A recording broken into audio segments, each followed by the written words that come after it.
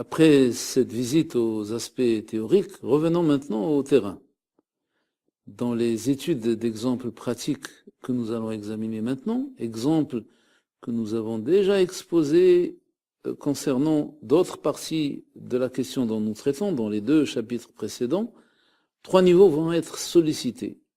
Premier niveau, le décryptage de la démarche. Deuxième niveau, les objectifs et les réalisations. Troisième niveau, les facteurs de succès et les limites.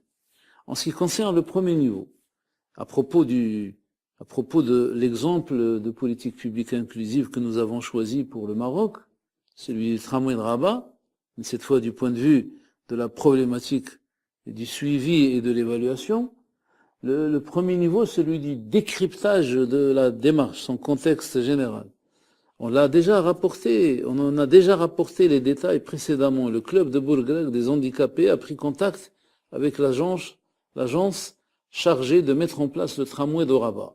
Pour cette association, il s'agissait de persuader les décideurs, de sensibiliser les ingénieurs et les techniciens afin qu'ils prennent en considération les intérêts de la population handicapée. La méthode adoptée fut celle du dialogue. Les séquences suivantes se dégagent. Première séquence, entrer en contact direct avec le responsable de l'ensemble du projet. Le décideur central, travail de persuasion auprès de lui, auprès de l'autorité chargée du projet de mise en place du tramway de Rabat. Ce lobbying et ce plaidoyer a reposé sur l'idée que l'organisation porteuse de la défense des personnes handicapées constituait une force de proposition. Deuxième élément, l'apport de cette force de proposition est à la fois technique et théorique.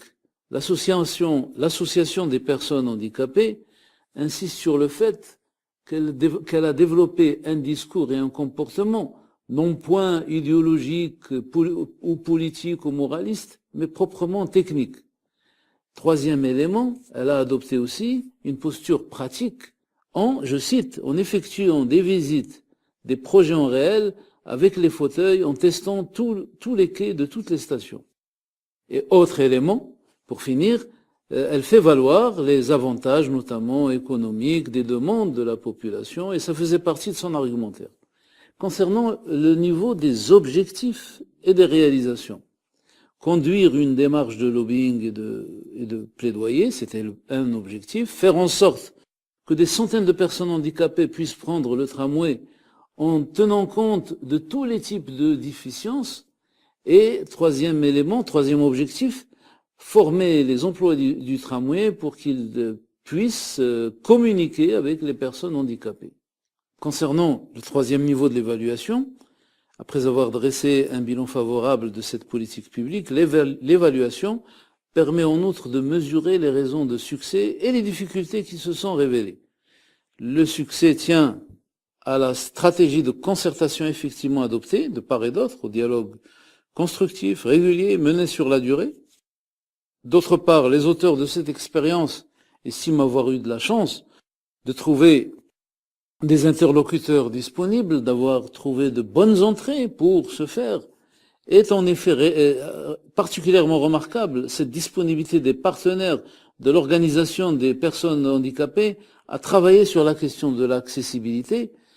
Cependant, il faut convenir qu'il s'agit d'une réalisation particulière. Le plaidoyer doit continuer à divers niveaux, sur d'autres plans, et entre autres, l'idée d'élaborer un guide sur l'accessibilité a fait jour et fait son chemin.